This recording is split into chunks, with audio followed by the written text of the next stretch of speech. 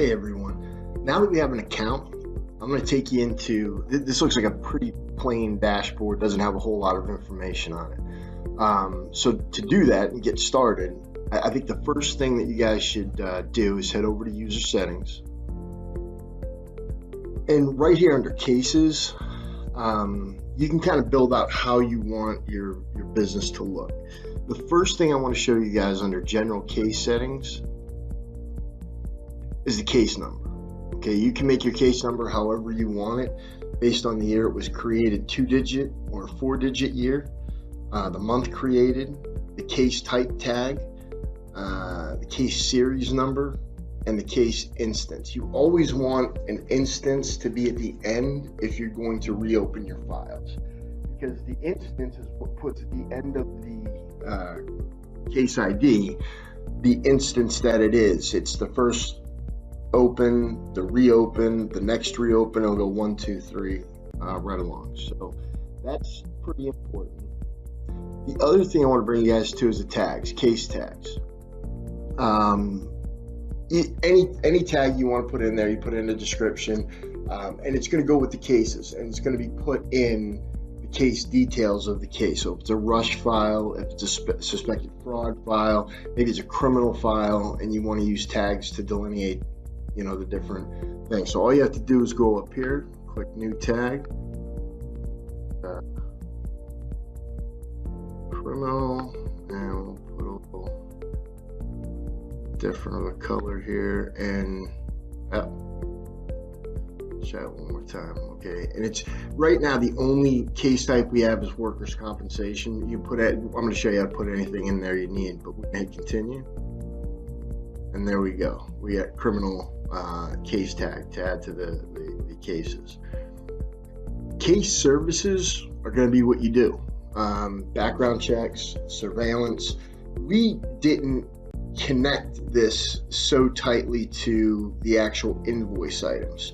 So your invoice item for surveillance might be work hours, and your surveillance was 8 hours. So under the expenses, you'll just put 8 work hours for the surveillance. These are more of a guide for the investigation than they are an absolute where you would have to go back and start adding services that you do just so you can bill for them, you know, at the end. That's just a time sapper. So we made this more of a guide. You can add as many new case services that you need and go from there. The next one I want to show you here is where you saw workers' compensation. Okay, essentially what case types are is the type of investigation that you perform. So you're going to be able to build this out however you want it to look. And again, maybe you do domestic files, workers' compensation files, legal files, criminal files, whatever they are, and whatever you want to name those case types, that is essentially what's going to be able to hold all of the information. So I'm going to go into this new case type and kind of show you how that looks. Actually, let's go into one that has the information so we can see. All right, so this is workers' compensation. A 2-digit tag is just something that we can use throughout the system behind the scenes, and you can still identify what it is. Quick description. Reference numbers or reference labels are going to be your client's identification numbers for the file. They might call it a claim number, policy number, SIU number. It could be any, could even be a docket number or something to that effect. So whatever it is, you would be able to change this and say, I'm going to put docket number and delete this. And now it's good. That reference label that you're going to be prompted to add in the case is going to be docket number rather than reference label 1. Right? So you can name them whatever you want. Moving down here, these are the case components. So these are the things that are going to be available in this case type. Okay, so right away, we only see our actually three now, and it's not checked off because we added criminal. So we see the 3 case tags that could potentially be used with this file. Maybe criminal something we want to use, or we just check it off, or not use, we'll uncheck it. The case services that are going to be available. So you might have surveillance that's available for domestic files, but when you do corporate investigations, maybe surveillance isn't going to be a service that you would offer under that case type. So again, just choosing which ones you want to access the services that you need. The subject types, and we're going to get into the subject types in a little bit here, but essentially what subject types do you want available? So we would call this person a claimant here, so we'd want claimant available. Typically in an insurance case, claimant is the main character, we'll say. And if you go down here to where it says case subject type primary, this is going to be who the primary subject is in each one of the cases, and it's going to be the first person or first thing it's going to ask you to prompt, or it's going to prompt you, I'm sorry, to add to your case. We don't have any document templates right now.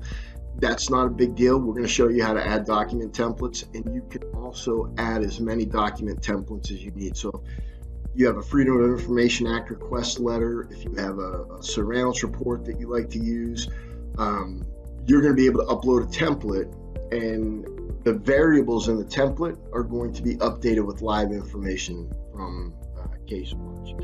So here, you just decide what is going to be available for the case. If this was human resources, this would be accused and accuser, and maybe you don't need employer because they all work for the same company. Maybe you do need the residence, the vehicle, but you also need a good telephone number, a good email address. You could add all that stuff into the subject types that we're going to go into in a minute. The last thing I want to show you is custom fields.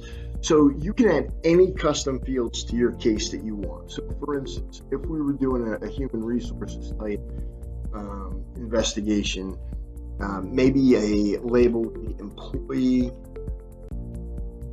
number.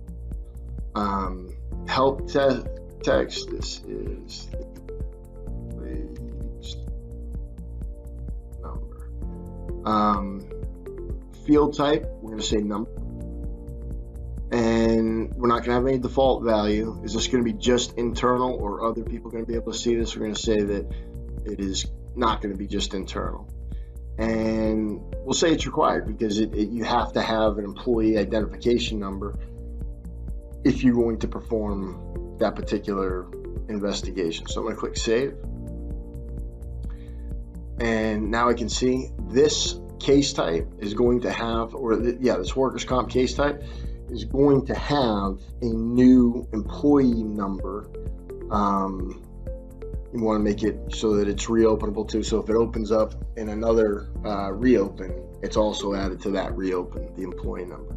And again, you can add custom fields so that you can create any field that you want, or you can go in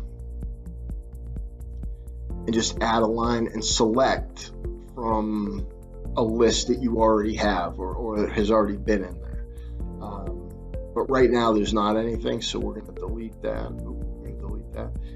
And that's your case types. This is how you delineate what you do at a higher level. Okay, so again, it's an investigation, but domestic, corporate, criminal, retail, you name it, whatever it is that you want this to be, you build it out yourself. We're going to go back to the user settings, go back to cases, and really the last one I want to show you is subject. Actually, let's go to case statuses.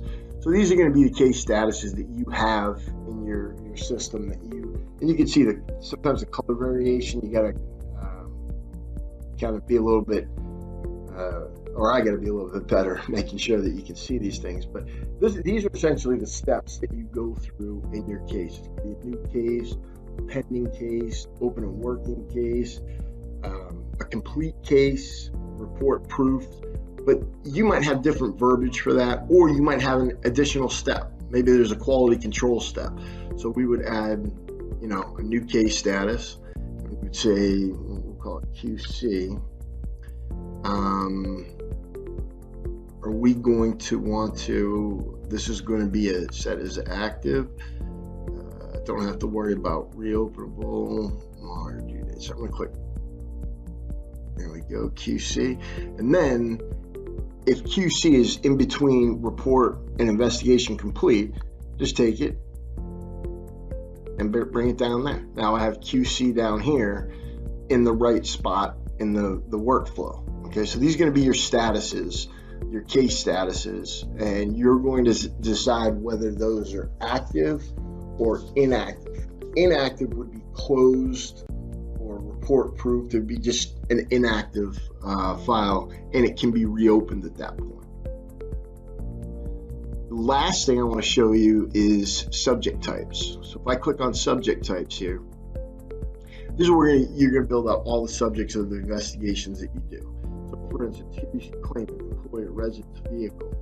You can just go in here and add as many of these as you need to. So this one will say this is going to be the accused. So we'll use the HR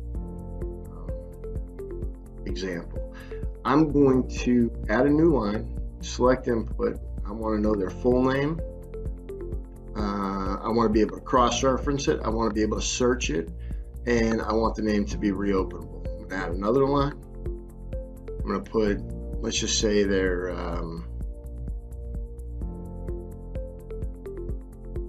we got to get to the top. Okay.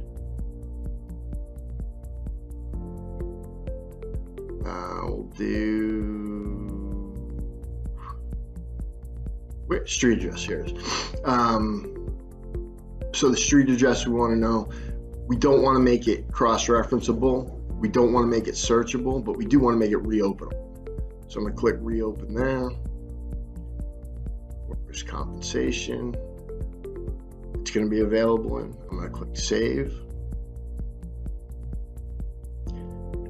And there it is. I now have the accused in there. So again, any subject types you're going to use, you just add them here in the case, and it can be anything. I mean, it can be a building, it can be a car, it can be any subject types that you investigate or that are part of your investigation, you would add here.